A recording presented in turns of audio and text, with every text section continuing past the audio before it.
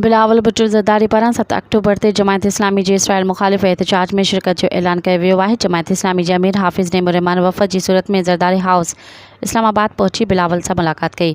हाफ़िज़ नेमो रहमान बिलावल के 7 अक्टूबर ते इसराइल ख़िलाफ़ ऐलानिया गज़ा मार्च में शिरकत की दावत ॾिनी।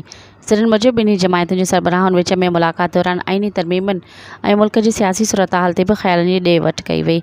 मुलाक़ात बाद मीडिया सां ॻाल्हाईंदे बिलावल चयो त इसराइल खे इंसानी हक़नि जी का बि परवाह न आहे। पाकिस्तान खे फ़लस्तीन जे मामले ते मुतहद थियणो पवंदो।